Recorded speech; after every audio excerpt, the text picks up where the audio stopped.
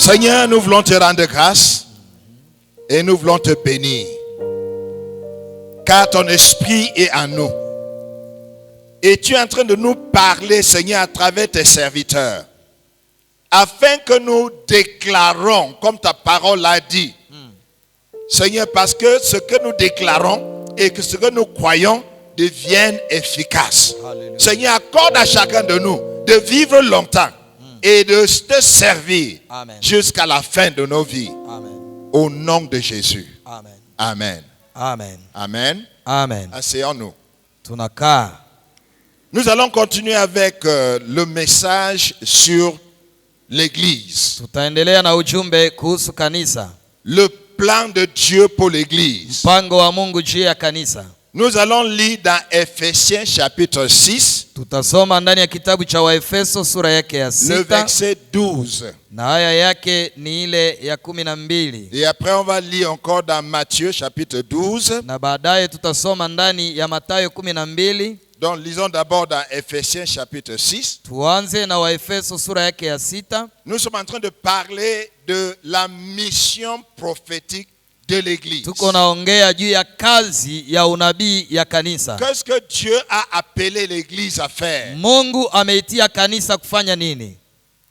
J'aime cette tradition consulaire. Nafurahia hiyo tafsiri. Est-ce qu'on peut se lever pour lire? Je tunaweza nafurahia hiyo mila, hiyo hali ya kushimama tunaposoma. Très bien. Donc nous allons lire Ephésiens chapitre 6 verset 12. Tunasoma Waefeso 6:12. Allons-y. Tusome. Car nous n'avons pas à lutter contre la chair et le sang, mais contre les dominations, contre les autorités, contre les princes de ce monde, de ténèbres, contre les esprits méchants dans les lieux célestes. Amen. Amen. Amen. Et maintenant pour lutter contre ces puissances, Jésus nous a dit ce qu'on doit faire. Nous allons lire dans Matthieu chapitre 12. Le verset clé, c'est le verset 29. Mais quelqu'un va nous lire à partir du verset 24 jusqu'au verset 29. À partir du verset 24. Les pharisiens ayant entendu cela dire, cet homme ne chasse les démons que par Belzéboul, prince des démons. Comme Jésus connaissait leurs pensées, il leur dit, tout royaume divisé contre lui-même est dévasté. Et toute ville ou maison divisée contre elle-même ne peut subsister. Si Satan chasse Satan, il est divisé contre lui-même. Comment donc son royaume subsistera-t-il? Et si moi, je chasse les démons par Belzéboul, vos fils, par qui les chassent-ils? C'est pourquoi ils seront eux-mêmes vos juges. Mais si c'est par l'Esprit de Dieu que je chasse les démons, le royaume de Dieu est donc venu vers vous. Le verset 29. Or, comment quelqu'un peut-il entrer dans la maison d'un homme fort et piller les biens sans avoir auparavant lié cet homme fort? Alors seulement il pillera sa maison. Celui qui n'est pas avec moi est contre moi. Et celui qui n'assemble pas avec moi disperse. Amen. Amen. Amen. Asseyons-nous. Tukae. Donc les enseignements du soir, mafundisho ya magharibi ya leo, nous sommes en train de parler de la mission de l'église. Tuko tunazungumza juu ya kazi ya kanisa. Et ce passage nous fait comprendre na haya mashairi inatuelewesha que l'église est là pour lutter contre les principautés, contre les autorités, contre les dominations et contre les princes sataniques. Kanisa liko pale kwa kushindana na nguvu zote za giza. Voilà la mission de l'église. Ile ndiyo kazi ya kanisa. L'église n'est pas là pour lutter contre le sang et la chair, contre les hommes. Hivi kanisa haiko pale kupigana katikati yao. Et si on se rappelle, hier, on a parlé dans Ephésiens chapitre 3, verset 10, Jana tulizungumza ndani ya Waefeso 3:10 que Dieu a donné à l'église ya kwamba Mungu alipatia kanisa la sagesse infinie hekima ya et ajabu variée na ya aina mbalimbali pour démontrer la puissance de Dieu kwa kuonesha uwezo wa Mungu à ses dominations, kwa zile mamlaka, à ses autorités kwa zile nguvu et à ses puissances de ténèbres. na zile uwezo za giza. Donc, je veux essayer de vous expliquer Nitajaribu kuwafasiria comment l'église doit faire ce travail. namna gani kanisa itafanya hiyo kazi. Donc ce soir, nous allons parler de la structure du royaume satanique. Magharibi ya leo nataka kuzungumza juu ya jinsi ufalme wa giza umepangwa. Demain, on va parler de... je crois que le message demain, c'est le cœur. Ujumbe wa kesho ni roho, Où résident des forces de ténèbres. mahali ambapo kunakaa nguvu za giza.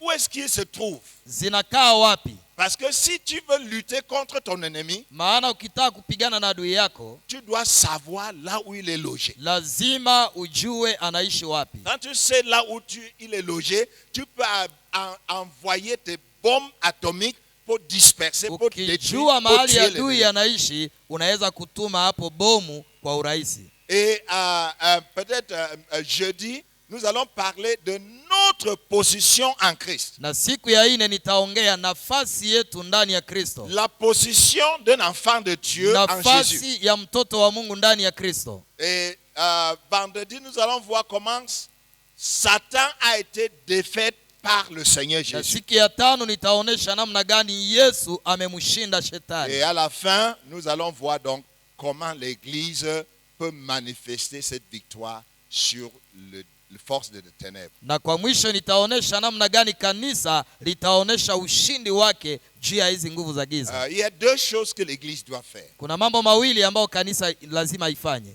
Puisque la Bible dit que le combat n'est pas contre le sang et la chair. Biblia inasema ya kwamba vita yetu si ya mwili na damu.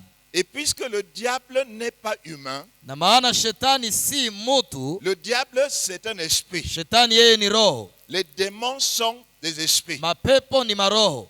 Donc pour lutter contre les esprits, Sasa Paulo alipambana na roho. la première chose c'est la prière. Kitu ya kwanza ni maombi. Il faut utiliser l'autorité de la prière. Lazima kutumia mamlaka ya maombi.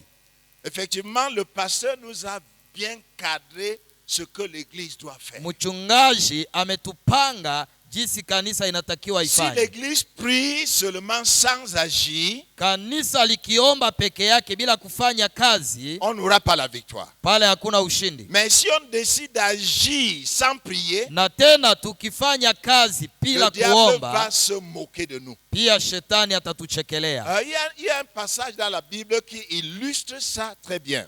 Kuna shairi katika Biblia, Je crois que c'est dans Nombre chapitre 17. nafikiria pengine ni ndani ya Hesabu C'est 17. là où Moïse et Josué devaient lutter contre les Amalekites. Ni pale ambapo Musa na Yoshua ilibidi wapigane na Wamaleki. Moïse qui était le leader, Musa aliyekuwa kiongozi il a dit Josué, akasema, Yoshua, je ne suis pas un leader militaire. mimi siko kiongozi mwanajeshi. Je veux aller sur la montagne. Mimi nitapanda mlimani, Je veux me tenir devant le Seigneur. nitashimama mbele za Bwana, Je serai en train de prier. nitakuwa nikiomba. Et toi qui es un leader Na militaire, wewe uliye kiongozi mwanajeshi, tu vas descendre dans le champ de bataille utaenda kwenye uwanja wa et mapambano tu vas combattre. na utapigana vita. Maintenant écoute, Sasa sikia, Josué devait combattre. Yoshua ilimbidi apigane. Si Moïse était sur la montagne et il priait seulement, Musa angebakia mlimani akiomba peke yake, et il n'y avait pas une armée dans le champ de na bataille, hakuna jeshi kwenye uwanja wa vita, non, la bataille ne serait pas gagnée. pale vita haingewezekana. Mais si Josué combattait dans le champ de Na bataille, Yoshua angekuwa kwenye uwanja wa et que mapambano, Moïse n'était pas sur la montagne pour na prier, Musa hangekuwa mlimani kwa il kuomba, n'allait pas avoir la victoire. Yoshua hangepata ushindi. Donc Moïse était sur la montagne. Musa alikuwa mlimani Il était en train de prier. akimwomba Mungu. Et la Bible dit que ses mains s'affaiblissaient. Biblia inasema mikono yake ikawa dhaifu, Donc il avait deux personnes avec lui. na kulikuwa watu wawili pamoja Les naye, deux autres leaders. viongozi wawili wengine, Il y avait Aaron et Hur. kulikuwa Haruni na Ur. Donc ils ont cherché un caillou, Moïse est assis dessus. Wakatafuta jiwe, Musa akakaa juu, Et ils ont tenu les mains de Moïse na dans la wao prière. wakashikilia mikono ya Musa. Et pendant que les trois étaient en train de prier sur la montagne, Na watatu walipokuwa wakiomba kwa mlima, Josué a vaincu les Amalekites. Yoshua aliwapiga Waamaleki. Donc il faut comprendre, Elewa, dans le combat spirituel, katika vita vya il kiroho y a ces deux aspects. kuna ile hali mbili. Si l'église prie seulement Kama kanisa linaomba peke et yake n'agit pas, na alifanye kazi, rien ne se passera. hakuna kitu Et kitafanyika. si l'église agit Na kama kanisa dans linafanya le champ de kazi bataille, kwa sans mapambano avoir vaincu l'ennemi dans le spirituel, bila kushinda adui katika hali ya roho, il n'aura pas de succès. hakuna ushindi. Donc la chose que l'église doit faire, Kitu cha kwanza kanisa linatakiwa c'est la kufanya prière, ni maombi, c'est l'intercession, ni kuombea, c'est des déclarations prophétiques. ni kutangaza matangazo ya unabii. Déclarer l'échec du Satan. Tunatangaza kushindwa kwa shetani, Terrasser toutes les forces sataniques. tunaharibu nguvu zote za shetani. Et pendant qu'on est en train de faire cela, Na tunapofanya hiyo, il y a d'autres personnes sur le terrain kuna wengine watu wako uwanjani en train d'évangéliser. wakihubiri injili, Et la bataille sera gagnée. na pale ushindi tutaupata. Et je dis encore, Na ninasema tena, si ces messages kama ujumbe huu sont efficaces ni za nguvu par la grâce de Dieu kwa neema ya Mungu, avant la fin de cette année, mbele mwaka huu haujaisha, que le Seigneur nous accorde la grâce de commencer un troisième culte. Mungu atupe neema mahali hapa tuanze ibada ya Je tatu. croyais que vous allez dire Amen. Niliamini ya kwamba mtasema Vous ne voulez amina. pas la croissance? Hamwamini kukomaa? Regardez en haut là. Angalia Il y a encore nafasi de iko juu. l'espace. Kuna nafasi. Et si chacun de nous gagne un âme Kama kila mmoja wetu ataleta nafsi moja kwa avant la Kristo, fin de l'année, on mbele ya aura mwisho ya besoin mwaka de la place. tutajaza hapa. Donc voilà comment on va procéder. Ni vile ndivyo tutafanya. Donc ce soir, Magharibi ya leo, voilà le plan, la structure de l'hierarchie satanique. vile ndivyo shetani amepanga uongozi yake. Jésus dit que pour entrer dans la maison d'un homme fort, Yesu anasema kwa kuingia katika nyumba ya mwenye nous mamlaka, disons que la maison de cet homme fort, c'est notre ville ou notre région. Ça s'appelle Butembo. Nyumba ya huyu mtu wa nguvu ni kama vile maeneo yetu tunayoita Donc Butembo. voilà la maison de l'homme fort, c'est Butembo. Ni pale mtu wa mamlaka anakaa. Regardez la structure. Angalia mipangilio. Le chef de nos ennemis, c'est Satan lui-même.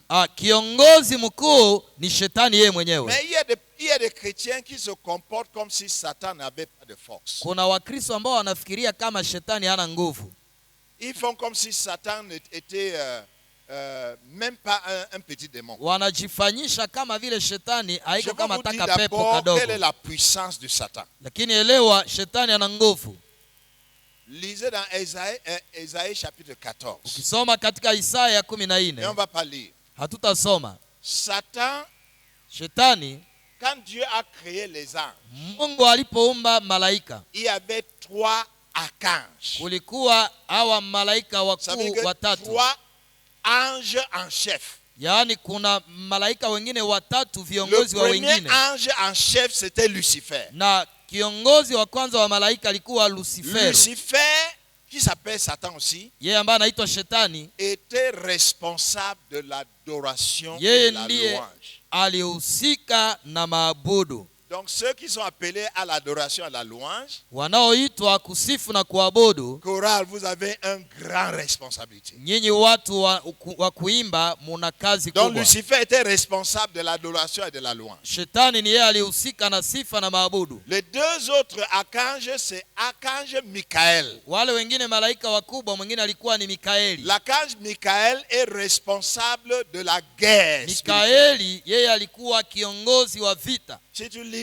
dans Daniel chapitre 10, vous allez voir. Ukisoma ndani ya Danieli 10 utaiona Et hapo. partout où il y a la guerre spirituelle, c'est l'archange Michael qui est responsable. Mahali palipo vita vya kiroho ni Mikaeli ndiye Et anatokea. il y a l'archange Gabriel. Kuna pia malaika Gabrieli. L'archange Gabriel est le messager. Gabrieli yeye ni mjumbe. C'est lui qui apporte les messages de Dieu à l'humanité. Yeye analeta ujumbe wa Mungu kwa ulimwengu. C'est lui qui a apporté le message de la naissance de Jésus à Marie. Yeye ndiye aliyeleta ujumbe wa kuzaliwa kwa Yesu C'est kwa lui qui Maria. a apporté le message de la naissance de Jean-Baptiste à son père. Alileta ujumbe wa kuzaliwa kwa Yohane Mbatizaji kwa baba yake. Donc partout où on a besoin de messagers, c'est Gabriel qui conduit. Mahali pote kuna ujumbe wa kutolewa ni Gabrieli Donc, voilà anaenda. les trois archanges. Wale ni malaika wakubwa Mais watatu. parce que Lucifer conduisait la louange, Asa maana Lucifero aliongoza il sifa, a vu comment on louait l'Éternel. aliona jinsi Mungu alisifiwa, Il est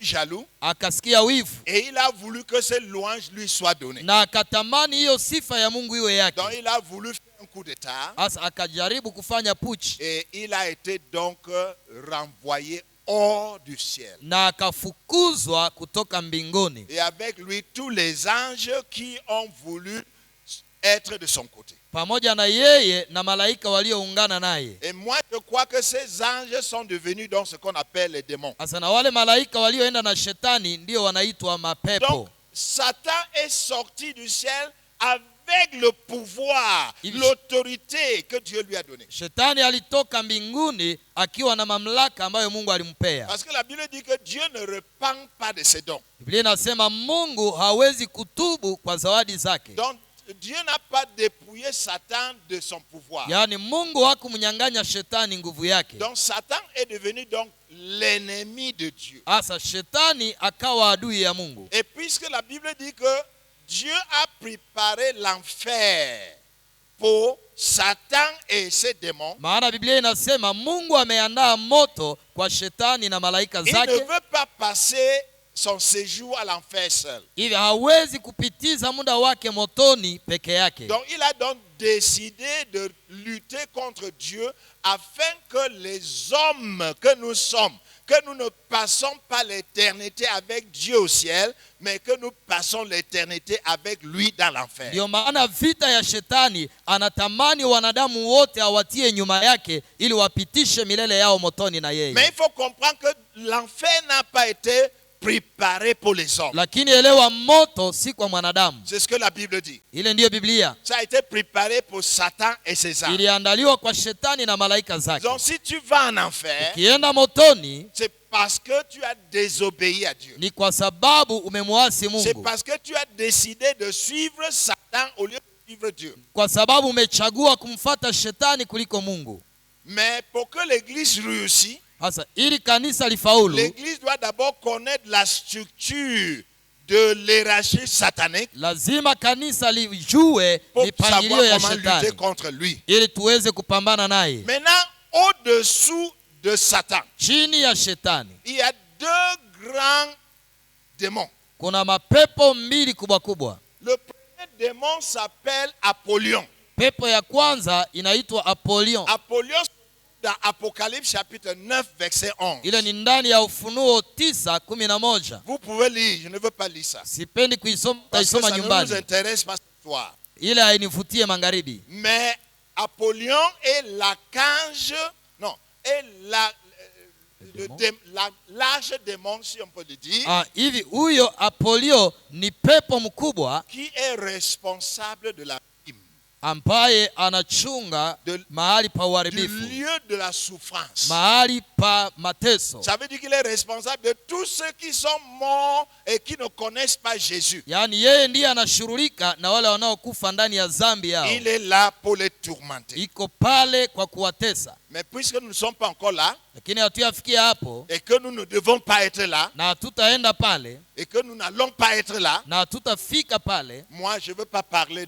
sitaongea sana kwa huyo Apolio. Mais le deuxième grand démon, Sasa pepo ya pili kubwa on vient de lire de lui, il s'appelle Belzéboub. anaitwa Beelzebuli. Et si tu lis dans Matthieu chapitre 12 verset 24, Ukisoma Mathayo 12:24, nous venons de le lire. Dans tumeisoma Marc chapitre 3 verset 22, ndani ya Marko 3:22. vous allez comprendre que Belzéboub est le plus grand démon responsable des activités de Satan dans le monde. Utaelewa ya kwamba Beelzebuli ndiye pepo mkubwa anayesimamia kazi za shetani duniani.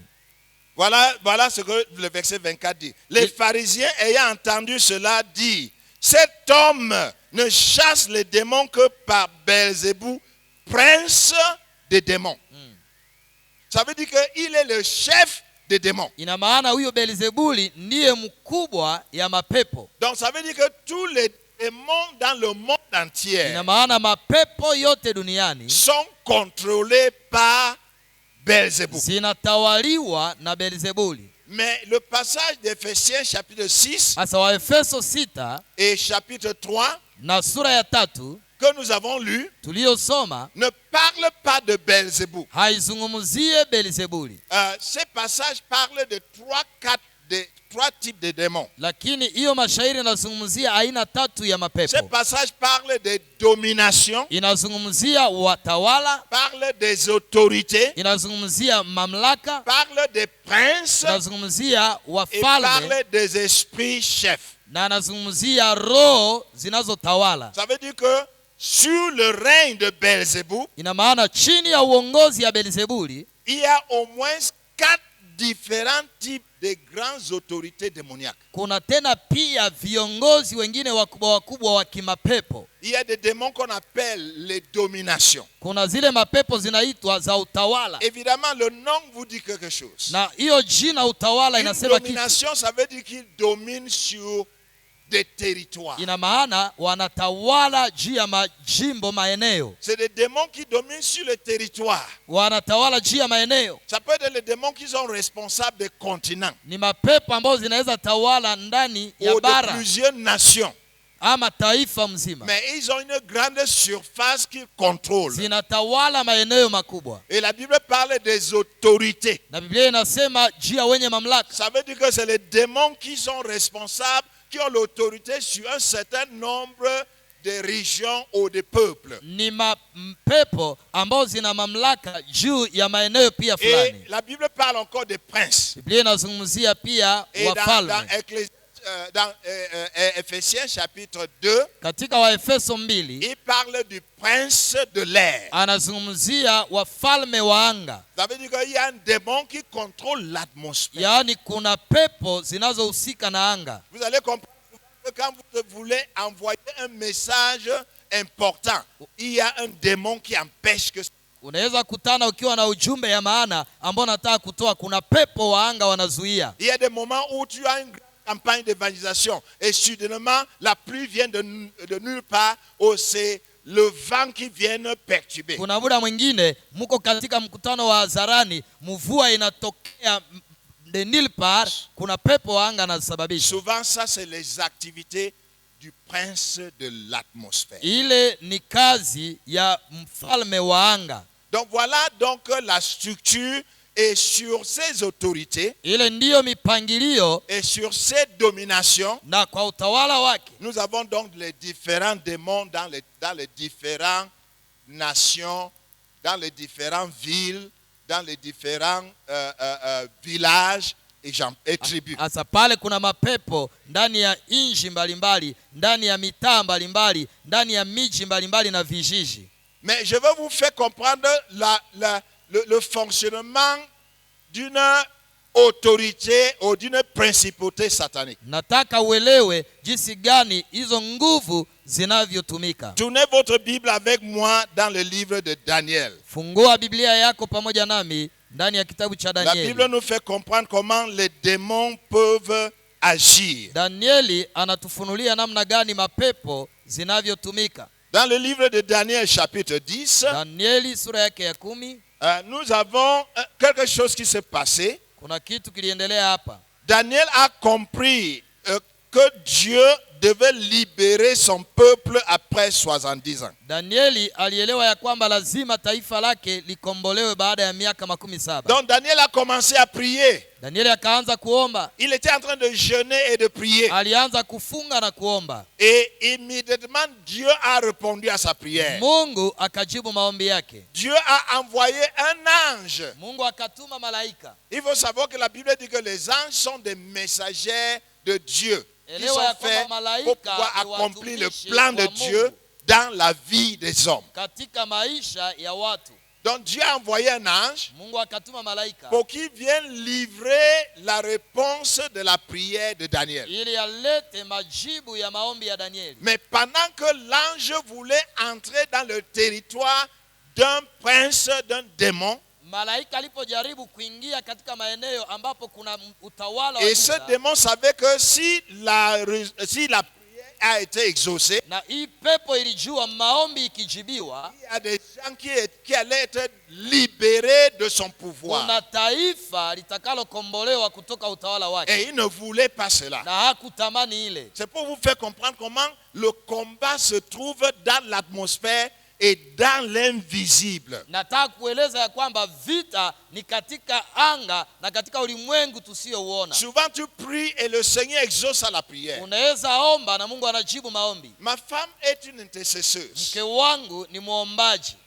Quand ma femme ne prie pas pour 4 heures par jour, elle n'a pas prié. Mke wangu asipoomba masaa 4 kwa siku hakuomba. À côté de ma femme, je suis comme quelqu'un qui ne prie pas. Pembeni ya mke wangu najisikia kama siombake. Parce que je pars au lit quand elle est en train de prier. Maana mimi najilaza kitandani, yeye Je ne sais anasonga na pas à quelle maombi. heure elle entre dans le lit. Sasa akiingia kitandani, À 4 heures, quand je veux me lever pour aller uriner, elle est déjà sortie du lit. Elle est en train de wakati prier. ninalamuka kwenda kujisaidia, yeye alilamuka amani ameanza maombi. À côté de ma femme, je suis comme quelqu'un qui ne prie pas. Pembeni ya mke wangu najisikia kama siombake. Mais ma femme dit, Mke wangu ananiambia dans l'une de leurs réunions, katika mmoja ya kikundi chao il y avait un sorcier. kulikuwa mchawi. Les sorciers sont les plus bas niveaux de puissance satanique. Manake mchawi jo mtu wa chini na wa burebure mu mambo ya Ça shetani. veut dire que si tu as peur des sorcières, Kama ungali naogopa na wachawi, ça veut dire que tu n'as même pas encore commencé. nikisema pale hauanza na vita hata.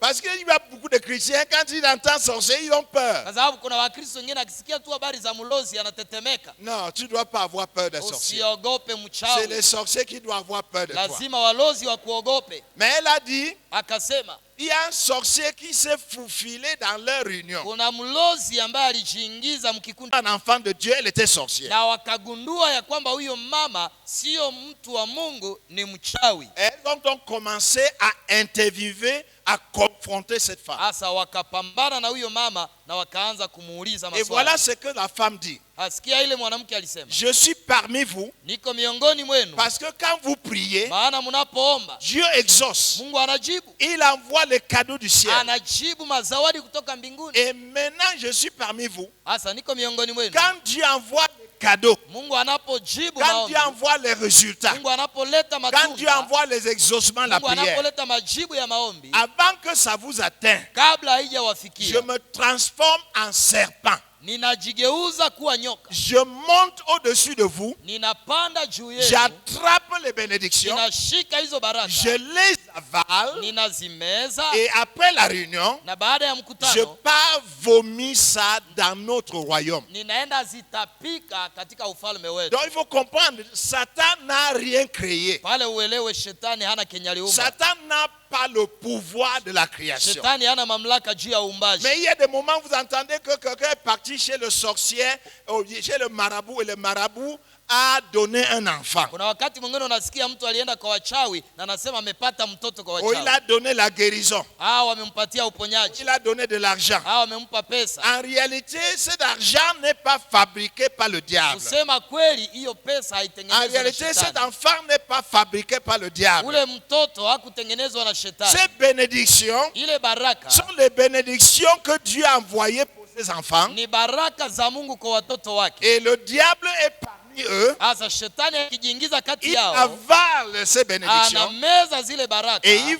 va les libérer dans leur royaume. Na sasa anaenda zipana kwa ufalme Et wao. maintenant, quand tu viens chez le diable, Sasa ukija kwa shetani, il prend ton âme anakamata et il te nafsi donne les yako bénédictions. na anakupa Je donne inayofanana na encore un baraka. autre exemple. Na kamata mfano Nous mwingine. avons prié pour un jeune homme Tuliombea kijana. et ce jeune homme a donné son cœur à Huyu Jésus. kijana akamwamini Yesu. Et on a dit, Jésus va te protéger le restant de Kamwambia ta vie. Yesu atakulinda. Donc il a dit, ok, donc je n'ai plus besoin de ce talisman que je porte. Akasema ina maana sina hitaji yaka kamfupa Parce que keko mkiuno. le marabout m'avait dit que ça va me protéger le restant de ma vie. Maana walimpatia kakitu kakumchunga maisha yake yote. Donc on a dit, non, non, non, on va enlever, on va Akasema brûler. hii kitu inaondolewa. Mais le pasteur, après avoir prié contre le talisman, Baada ya kuombea hii kitu, l'Esprit de Dieu a dit, ne brûle pas encore, ouvre pour voir ce qui est à Roho l'intérieur. wa Bwana akasema msichome kwanza, mfungue. Donc il a ouvert, il y Wakafungua, avait des écorces là-dedans, kulikuwa ndani mangozi mais à mangozi, l'intérieur, il y avait un papier qui a été plié et tout petit. na ndani yake mlikuwa karatasi kadogo Et il kameguswa. a enlevé le papier. Karatasi ikatoka. Et il a déplié le papier. Akaanza kufungula ile Vous karatasi. savez ce qui était écrit dedans? Nini iliandikwa ndani? Voilà ce qui était écrit. Yenye iliandikwa ndani ilikuwa nini? Je te guéris, Ninakuponya, mais je prends ton âme. lakini ninachukua nafsi yako. Je te guéris, Ninakuponya, mais je prends ton âme. lakini nachukua nafsi yako. Voilà ce que le jeune homme portait. Ile ndiyo kijana alikuwa Il anabeba. est parti chez le marabout. Alienda kwa wachawi, Il a reçu la guérison akapokea uponyaji qui a été volée du royaume de Dieu. ambayo iliibwa kwa ufalme wa Mungu. Mais en échange, Kwa kuibadilisha, son âme est destinée pour l'enfer. nafsi yake Donc quand tu inahesabiwa pars chez le kupotea. marabout, quand tu pars chez le marabout, Ukienda kwa wachawi, fais attention. fanya angalisho. Quand on met des scarifications sur toi, Kuna quand on met des scarifications, wakati wanaanza kukuchanja chanja, quand on te donne des choses à boire, wakati wanakupa vitu ya quand on kunywa, fait des incantations sur toi, wakati unafanya maombi kule, on serait en train de te vendre ton âme pour l'éternité. elewa au- à Satan. nafsi yako huko naiuzisha kwa upotevu Donc, wa à milele. partir de ces dominations, Kuanzia hiyo utawala, voilà ce qui se passe avec Daniel. ona kinachotendeka na Danieli. Dans Daniel chapitre 10, le Dans verset Daniel 10, 13, il dit, le chef du royaume de Perse m'a résisté 21 jours. Mais voici Michael, l'un des principaux chefs, est venu à mon secours. Et je suis demeuré là auprès du roi de Perse. Amen. Donc, Dieu a envoyé l'ange Mungu akatuma pour malaika amener la réponse à la prière de Daniel. ili alete majibu ya maombi ya Danieli. Et il dit le chef, Anasema le mfalme, prince de la Perse, mfalme dans l'invisible. katika ulimwengu usioonekana, C'était un esprit, ilikuwa ni roho, c'était un démon ilikuwa ni pepo qui était responsable de toute la nation du Perse. ambayo iliajibika kwa ufalme wote wa Wapersia. Et il a vu qu'un certain nombre de personnes allaient être libérées de la Perse. Hivi alijua ya kwamba watu watafunguliwa, Il a donc résisté. hasa akashindana, Heureusement qu'il n'a pas pris la réponse. hakushika majibu. L'ange était en train de lutter avec lui. Malaika alikuwa akipambana Et naye. pendant que Daniel a continué à prier, Pale ndipo Danieli akiendelea kwa maombi, l'Éternel a dit, mais pourquoi Daniel prie encore? Mungu akamwambia Danieli, kwa nini La kuomba? prière était déjà exaucée. Maombi yako Ça imejibiwa. fait déjà 21 jours. Siku 21. Michael va secourir. Mikaeli, enda usaidie. Ce n'est pas parce que le Seigneur ne pouvait pas le faire en un clin d'œil. Sio kusema Mungu alishindwa kuifanya kwa Si dakika. le Seigneur avait fait cela en un clin d'œil, Mungu angeifanya ghafula, on ne saura pas ce qui se passe dans le monde des ténèbres. hatungejua kinachoendelea katika ulimwengu Donc le usioonekana. Seigneur a permis que cela existe Lakini Mungu aliruhusu et ile qu'on écrit ifanyike dans la Bible na iandikwe katika pour Biblia que toi et moi nous comprenions.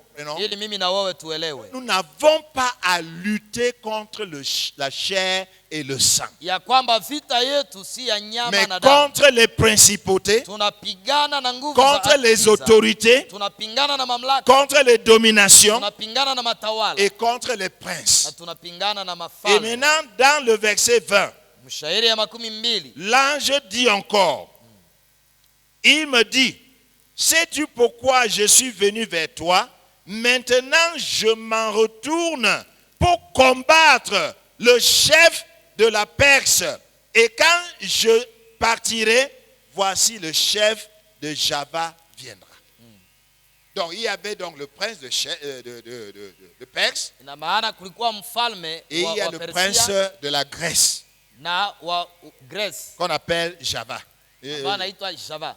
Donc, ça veut dire que dans chaque nation, Ina maana kwa kila dans taifa, chaque ville, katika kila mji, dans chaque tribu, katika kila kabila, dans chaque territoire, katika kila maeneo il y a des puissances démoniaques. kuna nguvu za giza. Revenez sur le diapositive. Turudie, Donc, ce que je suis en train de dire, nilikuwa nasema hivi, c'est que ici à Butembo, hapa Butembo, diapositive suivante, il y a une principauté. hapa Butembo muelewe kuna Être le nguvu prince de inayoikala l'air. hapa. Ça peut être le prince de l'air. Inaweza kuwa ni nguvu ya Je ne anga, sais pas quel est son nom. sijue jina ya ile pepo ni Mais il y gani, a un prince satanique lakini elewa kuna qui est mfalme wa shetani responsable de Butembo, ambaye anahusika na Butembo, qui est des responsables de la ville. ambaye anahusika na mji. Maintenant, je vais vous donner un petit secret. Lakini acha niwape siri ndogo.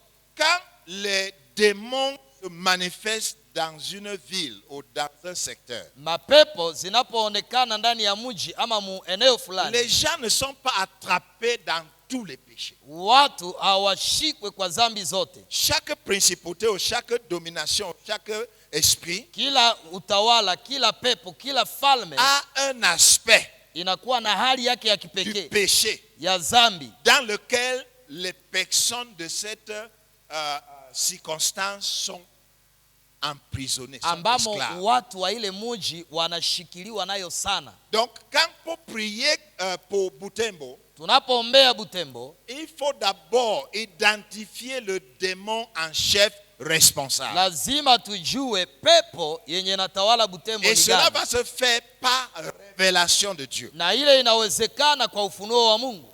Il faut, dans la prière, tenir captive cet esprit démoniaque. Lazima katika maombi kuweza kukamata hiyo roho mateka.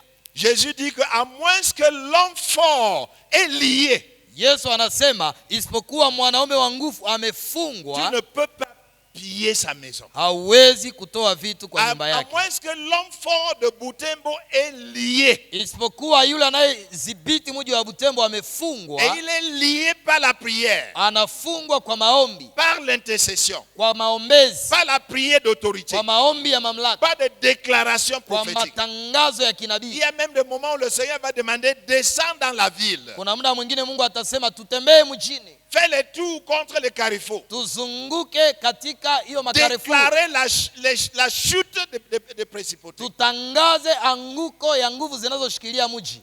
Souvent, quand nous voyons des statues dans la ville, Muda mwingine mnapoona wengine masanamu mmuji, nous pensons que les statues sont tout simplement des représentations de l'histoire. mnawazaka tu ile masanamu iko pale kwa bure. Souvent, les statues, ce sont les autels sataniques. Kuna wengine masanamu mumiji ni mazabahu ya C'est shetani, les endroits où les démons logent ni mahali ambapo mapepo et ils wanakaa créent des problèmes dans la ville. na pale wanaanza matatizo ndani ya mji. Et souvent, le Seigneur a demandé ma femme et son groupe Kila mara Mungu amemwomba mke wangu de na kikundi descendre dans la chake ville kuenda ndani ya mji et de détruire les autels sataniques, na kubomoa mazabahu ya de faire shetani des déclarations, na kufanya matangazo de lier les puissances na sataniques, kufunga nguvu za giza de les chasser au nom de na Jésus. kuziamuru kuondoka. Souvent, vous voyez des fous qui sont dans la ville. Muda mwingine mnaona wenda wazimu ndani ya Ils miji sont établis quelque part. wamejiwekea makao mahali Et vous fulani, pensez que c'est des fous.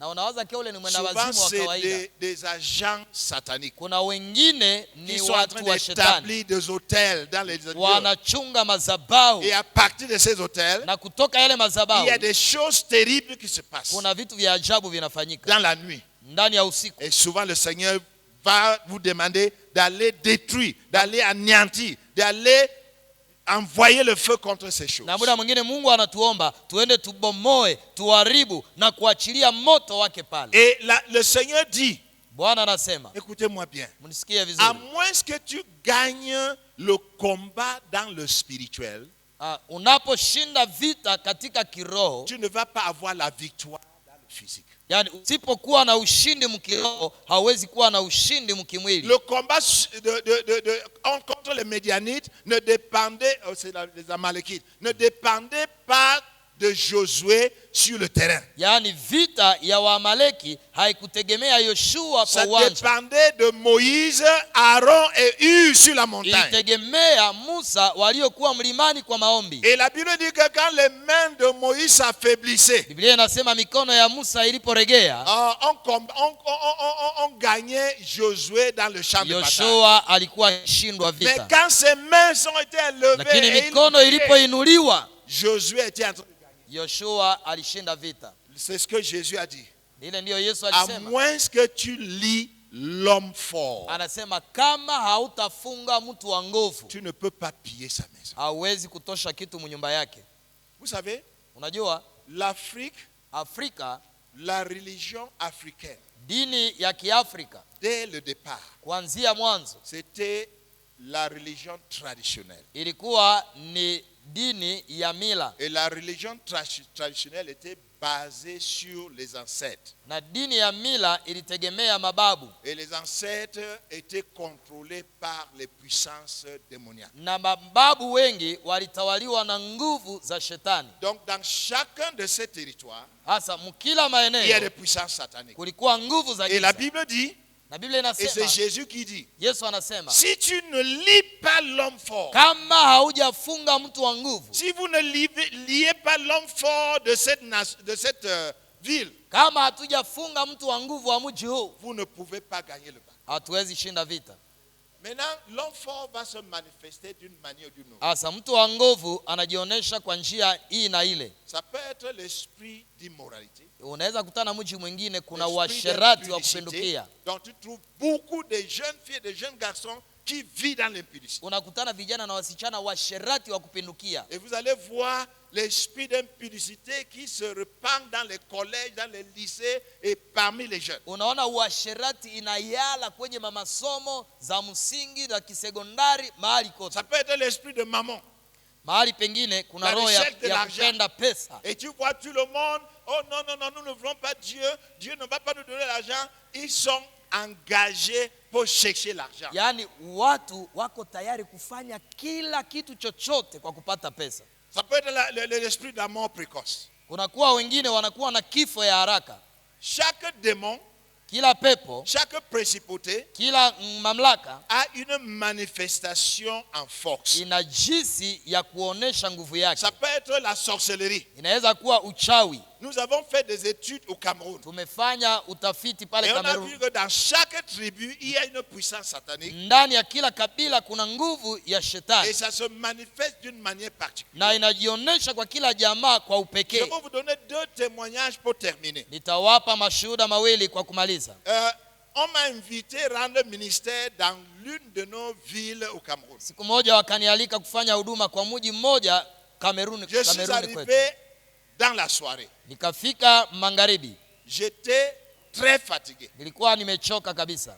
Donc j'ai dormi sans bien prier. Nikalala na sikuomba vizuri. Et la nuit, j'ai eu 2 attaques. Hasa usiku nikashambuliwa mara pili. Première attaque, Kushambuliwa ya kwanza, il y a une femme nue kuna mwanamke wa uchi qui est venue pour avoir des rapports sexuels avec moi. ambaye alinikaribia ili ajamiane nami. Donc j'ai lutté. Nikapigana. Finalement, j'ai gagné, elle est partie. Na kwa mwisho nikashinda vita, akaondoka. Je me lève, au lieu de prier, j'ai encore dormi. Sasa badala ya kuomba nikasinzia, Et maintenant, nikalala. c'était une mascarade. la tête d'une, je sais pas, mascarade, je sais pas comment on dit ça. Ni kama vile kizimu. Monstre, kizimu. Oui, là, oui, un monstre. Yeah. Ni kama Donc, vile le kizimu. monstre veut dire, il était tellement gros Yaani ilikuwa kizimu kikubwa. et il allait tout simplement tomber sur moi pour m'écraser. Hasa kingeniangukia tu na nivunjike Là vunjike. encore, j'ai encore commencé à combattre. Na pale nikaingia kwa vita. J'ai lutté dans mes rêves. Nikapigana ndani ya ndoto. Finalement, j'ai vaincu. Kwa mwisho nikashinda. Avec le nom de Jésus. Kwa jina la Yesu. Et le mascarade est parti. Na hiyo mzimu ikakimbia. Donc, en ce moment-là, je ne pouvais plus dormir. Hasa kwa ile muda singelala tena. J'étais fâché contre Dieu. Nikakasirikia Mungu. Je me lève. Nikashimama. J'ai dit, mais Dieu, Sasa je Mungu, ne te comprends pas. mimi sikuelewe. Je viens prêcher ton évangile. Ninakuya hubiri injili yako. Et tu laisses pour que les puissances sataniques viennent m'attaquer la Hasa nuit. unaruhusu nguvu za giza Comment cela zinishambulie. est possible, Sasa Seigneur? inawezekanaje? Et vous savez ce que le Seigneur m'a dit? Mungu akaniambia, Il a dit, mon fils, mwana wangu, j'ai laissé pour que tu vois niliachilia ile juu les uone. deux puissances sataniques qui gouvernent cette vie. Juu uone nguvu mbili zinazotawala kile kijiji. Et à moins que tu les vaincres dans la prière, Na inaomba uishinde tu kwa maombi. ta campagne d'évangélisation sera vaine. Kama haushinde zile nguvu na mahubiri Deux yako itakuwa esprits bure. sont l'esprit de l'impudicité Kulikuwa ile roho ya uasherati et l'esprit de la sorcellerie. na ile roho ya uchawi. J'ai prié. Nikaomba. Le matin, Jésus donne aller voir le pasteur Asubuhi nikamwona et mchungaji. je lui ai parlé de cette prière. Nikamwelezea iliyoendelea Qu'on usiku. a besoin de renforcer la Ya prière. kwamba lazima maombi Le ipande. pasteur m'a dit, Daniel, Mchungaji akaniambia, Danieli, viens. sikia. Il m'a amené dans la plus grande rivière de la ville. Akanipeleka kwenye mto mkubwa wa ile mji. Et il a dit, ce que tu as vu, c'est vrai. Akaniambia ile yenye uliona ni kweli. Dans le temps, Kwa wakati ya zamani, quand les jeunes filles étaient nées, wakati vijana wasichana les walizaliwa, parents les amenaient dans cette rivière. wamama walikuwa wanawapeleka mwa ile Et on mto. lavait leur partie intime avec la l'eau. Wananawisha viungo vyao vya siri kwa maji Et ile. on les consacrait à l'esprit des eaux. Na walikuwa wanasema maneno pale wakiwatolea disait, kwa pepo za maji. Voilà ce qui va te faire gagner de l'argent. Wanawaambia pale njoo utapata maisha yako. Donc on consacrait les filles à l'esprit des eaux. Yaani walitolea wasichana wakfu kwa shetani. Et il m'a dit, Daniel, Akaniambia, Danieli, toi-même tu connais wewe mwenyewe que unajua dans notre nation, ndani ya taifa letu, parmi les 3 tribus qui sont réputées pour l'impudicité, cette ville est l'une des. miongoni ya makabila 3 ambaye imejulikana kimataifa kuwa uasherati, hii mji ni mojawapo. Et c'était vrai. Na ilikuwa kweli. L'après-midi, je partais dans une petite village Asa magharibi nikaenda kwa kijiji avec kingine l'un de nos missionnaires. pamoja na misionari wetu D'abord pour mmoja. rendre visite à un centre de santé Iliomba kutembelea kituo cha afya avant que la campagne ne commence. kabla hatujaanza mkutano wa injili. Et pendant qu'on traversait un petit ruisseau, Tulipokuwa tukivuka maji kadogo, on a vu les branches de palme tukaona ile matawi où on a fait une petite protection autour d'une partie de ruisseau. Asa wamefanya kalupango kama tawi ya ngazi kwa ile bahari. En tant que pasteur, Asa kama mchungaji, j'ai immédiatement pensé que peut-être il y avait le baptême là-bas. nikafikiria pengine hapa kulikuwepo ubatizo. Donc j'ai demandé, est-ce qu'on a eu le baptême ici aussi? Nikajiuliza hapa kulikuwa ubatizo ama? Le missionnaire qui était un blanc a commencé à rire. Asa misionari ambaye alikuwa mzungu akaanza Il dit, kucheka. Daniel, tu ne connais pas. Danieli hauyaelewa Je suis mambo. dans cette ville Mimi niko mwa hii mji. et hier, Jana c'était le Saint-Valentin. ilikuwa ile sherehe ya wapendanao. Donc les jeunes sont venus faire leur lieu de fête ici, Yaani vijana walikia sherekea sherehe yao à hapa. côté de ruisseau où ils dansaient et ils avaient des rapports sexuels l'un avec l'autre. Pembeni ya ile mto na wakafanya mapenzi yao kwa ile mto mahali pale. Est-ce que vous comprenez? Unaelewa? Le démon responsable de cette ville Yaani pepo inayoshikilia se ule mji manifeste de 2 manières. inaonekana kwa njia mbili. Premièrement, c'est l'impudicité. Mara ya kwanza ni uasherati Et deuxièmement, c'est la na sorcellerie. kwa pili ni uchawi. En réalité, dans notre pays, Kusema kweli, mwa nchi yetu, si tu veux être protégé kama unataka ulindwe par les forces de ténèbres, kwa nguvu za giza, cette tribu est l'un des plus réputés. ile kabila inajulikana vizuri, Parce que leurs masquerades sont extrêmement forts. maana mizimu yao ina nguvu sana. Donc le Seigneur m'a montré les puissances sataniques contre lesquelles je devais. Asa Mungu akanionyesha nguvu ambazo nitapambana nazo. Je termine avec le témoignage de ma femme. Namalizia na ushuhuda ya mke wangu.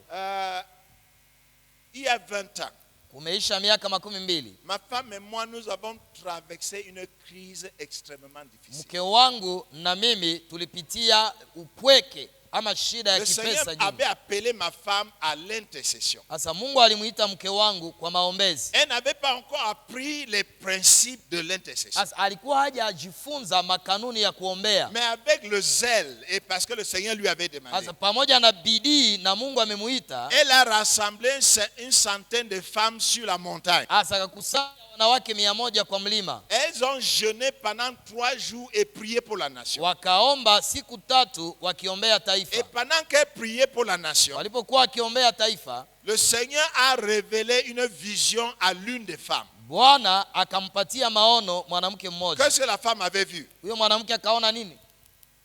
Au centre de la ville de Yaoundé, Katikati ya mji ya Yaoundé, elle a vu dans la vision akaona ndani ya maono qu'il y avait un réservoir de fût du sang. aliona kwamba kuna kuwa kungulu nyingi za damu. Et c'était là où les sorciers de la nation, je dis les sorciers de la nation, se réunissaient pour boire le sang de tous ceux qu'ils ont tués. Ni pale ndipo wachawi wote wa taifa walikusanyika kukunya damu za waliowaua. Ma femme qui n'avait pas de l'expérience Hasa dans mke l'intercession, wangu hajaelewa vitu vya maombezi. mais qui conduisait une grande foule de femmes, Hasa anaongoza kikundi cha wanawake. quand on a eu la révélation, Walipopata ufunuo, elle a demandé qu'on verse le sang, akasema tumwange damu, qu'on le gaspille, qu'on verse, tumwange damu, qu'on la détruise. tuharibu. Et c'est ce que les femmes ont fait. Hasa na wanawake wakaanza. Écoutez-moi bien. Quand Nisikilize, tu pries unapoomba et le Seigneur te révèle les choses, na Mungu anakufunulia mambo et tu pries contre ces choses, na unaomba kinyume ya vile et vitu tu déclares contre ces na choses, unatangaza juu ya vile vitu, ça se passe dans le spirituel. elewa ya kwamba inapitika Il ndani ya faut kiroho. croire à ta prière. Quand tu envoies le Unapotuma moto, feu part. moto inaenda. Le Saint-Esprit envoie son feu. Roho Mtakatifu anatuma moto Et ça wake consomme le camp de l'ennemi. na inateketeza kambi ya adui. Mais le plus souvent, tu fais ça Kila mara unaifanya sans être préparé. bila kuandaliwa. Parce que la Bible dit, Biblia inasema, si tu lis Ephésiens chapitre 6, soma wa Efeso le 6, verset 12 n'est qu'une introduction 12 ni ingilio tu pour préparer les intercesseurs. kwa kuandaa waombeaji. Il dit, puisque Inasema maana nous n'avons pas à lutter contre la chair et le sang, hatupigane katika mwili na nyama, mais contre les dominations, pigana na nguvu za contre les anga autorités, na mamlaka contre les princes de l'air na et mamlaka wa anga contre les esprits méchants. na roho mbaya za Puisque nguvu. nous avons à lutter contre cet arsenal satanique, Tunapigana na jeshi kubwa la il kishetani. y a quelque chose que tu dois faire. Sasa kuna kitu ya kufanya. Porter l'armure Anasema spirituelle. vaeni silaha za Mungu. Et de verset 13 jusqu'au verset 18, Ukikamata shairi ya 13 hadi la 18, parole de Dieu commence à te dire ce qu'il faut porter comme armure spirituelle. neno la Mungu linakutolea silaha unazotakiwa kuvaa. Le casque du salut, Inazungumzia kofia ya wokovu, la cuirasse de la justice, inazungumzia le bouclier de la foi, ngao ya la imani, ceinture de la vérité, kaba wa kweli, les chaussures de l'évangile viatu vya injili et l'épée de l'esprit. na pia mpanga wa roho, Et il faut être couvert par le sang de l'agneau na pia ufunikwe na et damu ya mwana entouré par le kondoo feu du Saint-Esprit. na kujaa moto Et il wa faut Roho te Mtakatifu rendre invisible au camp de l'ennemi. ili usionekane kwa kambi ya adui. Voilà ce que Ephésiens chapitre 6 est en train de nous dire. Ile ndio Waefeso 6 inatuambia. Mais ma femme ne connaissait pas ça. Sasa bibi yangu hakujua ile, Elle ne savait pas comment porter l'armure spirituelle. hakujua gisi ya kujivika Donc elle a silaha. demandé que les femmes versent le sang. Hasa anaambia wanawake mumwange damu, Et les sorciers ont commencé à demander qui a fait ça. na wachawi wakaulizana Et mwenye on a amefanya vu ile que ni c'était nani. ma femme qui était le chef. Hasa wakagundua ya kwamba mke wangu ndiye alikusanya wanawake. Ils ont attaqué ma femme. Hasa mke wangu Je akamshambulia. vous assure, si Ninakuambia ce n'était pas la grâce de Dieu, haingekuwa neema ya Mungu, j'allais perdre ma famille il y a 22 ans. mke wangu angefariki kumeisha miaka 22. Premièrement, on l'a attaqué par une maladie rare. Wakampiga na magonjwa moja, On appelle ça la thrombophlébite. ni kama vile Ça inashika veut dire que le mguu, caillot de sang dans les veines. yaani ndani ya mishipa ya Et damu si ce mnakuwa caillot karibu arrive na dans son magulu, cœur, na ikipanda kwa roho, dans son cerveau et dans le poumon, ikipanda kwa akili c'est la na mort kwa instantanée. maini, ni kukufa ghafula. Mais ça n'a pas suffi. Lakini haikuishia hapo. Après, on a arrêté ma femme Baadaye et on l'a amenée en prison. wakambeba gerezani. Parce qu'on n'a pas pu la tuer spirituellement. Hawakuweza kumuua mahali yao ya kiroho, On a tout fait pour l'empoisonner en prison. wakajaribu na gerezani wampatie sumu. Ma femme dit elle ne dormait pas. Mke wangu angelala, Parce qu'on envoyait les souris walikuwa wanatuma mapanya pour la piquer la nuit. ili mapanya wamshambulie Afin qu'elle usiku meure. akufe. Et quand ils n'ont pas réussi, Hawakufaulu, ils ont envoyé des gens wakatuma watu qu'on connaissait waliojulikana avec la nourriture pamoja na empoisonnée. vyakula. Parce qu'on voulait tuer ma femme. Walipenda wamuue kwa Mais sumu, le Seigneur l'a protégée. lakini Mungu Le akamlinda. Seigneur va. Mungu atakulinda. Je dis que si tu pries, le Seigneur va Kama te protéger. unaomba, Mungu atakulinda. Mais vous savez, Unajua, à cause de cela, sababu ya hiyo ma femme a appris mke wangu akajifunza comment lutter contre le diable. namna gani kupambana na shetani. Ma femme et moi, elle m'a introduit dans le combat spirituel. Hasa mke wangu akanivutia Parce ndani ya que vita vya kiroho. Je prie beaucoup pour les couples. Kila mara ninaombea sana wanandoa Et beaucoup de couples qui sont attaqués par les puissances démoniaques. na ndoa ambao zinashambuliwa na nguvu za giza. Mais donc quand on doit prier pour les gens, Hasa tunapoombea watu, la première chose, jambo la kwanza, il faut demander que le Seigneur te pardonne de tout péché lazima uombe msamaha kwa Mungu kwa dhambi yoyote qui peut servir comme une raison pour que le diable t'attaque. ambayo inaweza kuwa njia shetani kupitia Il n'y a kukushambulia. pas le temps pour entrer dans les détails. Pale hatuna muda ya kuingia ndani ya Donc yote. premièrement, prier, demander pardon pour tous les péchés. Yaani maombi inaanzia kwa kuomba msamaha Je kwa vais dhambi donner zote. ces détails Nitawapatia à tous ceux uchambuzi qui vont s'engager dans le ministère de kwa l'intercession. wale ambao wataamua kujitolea kwa kazi ya maombezi. Après cela, il faut porter l'armure spirituelle. Hasa baada ya pale, hakikisha umevaa Il faut te silaha, rendre invisible. ujifanye Il faut usionekane. rendre le lieu de la prière invisible. Yaani fanya mahali pa maombi Afin que kusionekane na quand adui, tu envoies les missiles ili spirituels, unapotuma le silaha, combat spirituel est sucré. vita ya kiroho ni ya Quand utamu. tu envoies les missiles spirituels, Unaposukuma mizinga, oui, le camp de l'ennemi souffre. kambi ya adui inateseka. Et quand les missiles spirituels tombent dans le camp de Na l'ennemi, mizinga inapoangukia ndani ya kambi ya et ça adui, crée la destruction. inaharibu. Il faut savoir que tu ne peux pas tuer les démons. Elewa ya kwamba hauwezi uwa pepo. Les démons ne se tuent pas. Pepo haikufake. Tu détruis le camp de l'ennemi, Unaharibu kambi ya mais tu adui, ne peux pas détruire les démons. lakini hauwezi uwa Donc pepo. quand les démons voient qu'il y a le feu qui a dévasté leur camp, Pepo wanapoona kambi yao imeshambuliwa na moto, ils seront en rage. pale Ils vont watakasirika, commencer à demander d'où vient ce feu. wataanza jiuliza hiyo moto Et inatoka si wapi. tu n'étais pas protégé, Hata kama haulindwe ils vizuri, vont suivre le trajet de ce feu watafuatilia kwenye mzinga et ils ilitokea, verront là où c'est venu. na watajua Et ils sauront mzinga comment ilitokea t'attaquer. wapi, na watakushambulia. Mais quand tu t'es rendu invisible, Lakini wakati ils seront umejificha, confus, ils ne seront pas. shetani atachanganyikiwa Et na maintenant, dans le watakukosa. combat spirituel, Katika vita ya kiroho, le combat spirituel, c'est les déclarations. La prière de supplication, sio maombi ya kubembeleza, c'est les déclarations. ni maombi ya matangazo. Est-ce que tu comprends ce qu'on dit verbal Je, déclaration? unaelewa Tu matangazo? signes des décrets Yaani unatangaza vitu et tu mets le tampon du sang de na Jésus. unaweka muhuri kwa damu ya Yesu, Et quand c'est dans la volonté du Seigneur, kwa maana ni mpango wa Mungu. les anges de l'Éternel Malaika wa Bwana et le Saint-Esprit na Roho Mtakatifu s'assurent que la déclaration a son efficacité. wanahakikisha uliotangaza inakamilika. Amen. Amen.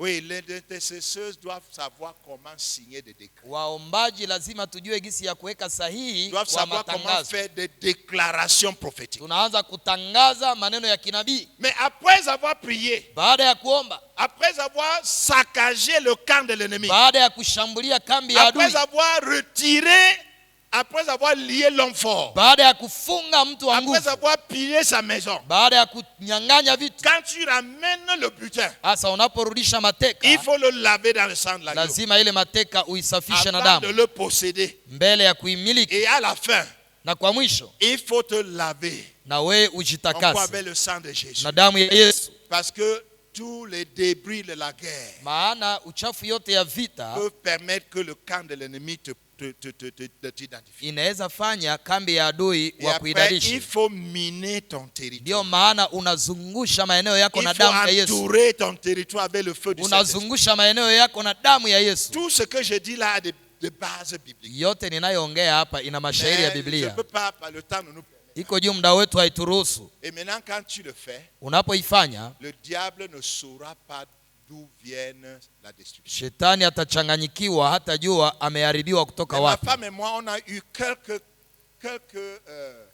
contre-attaques. Mimi na mke wangu tumeshambuliwa. Une fois, j'ai prié pour un couple. Siku moja nikaombea wanandoa, J'ai détruit le camp de l'ennemi. nikaharibu kambi ya J'ai adui, déclaré leur délivrance. nikatangaza Et ufungulivu wao. après, j'ai oublié de m'entourer avec Sasa le feu du Saint-Esprit. baadaye nikasahau J'ai kujikinga, oublié de me laver avec, nettoyer avec. nilisahau kujiosha na damu ya Yesu. Je suis sorti de mon bureau. Nikatoka ndani ya ofisi, Avant d'arriver dans ma maison, mbele nifike nyumbani, j'ai eu un accident. nikapata ajali, Ma voiture est tombée en panne. gari yangu ikavunjika.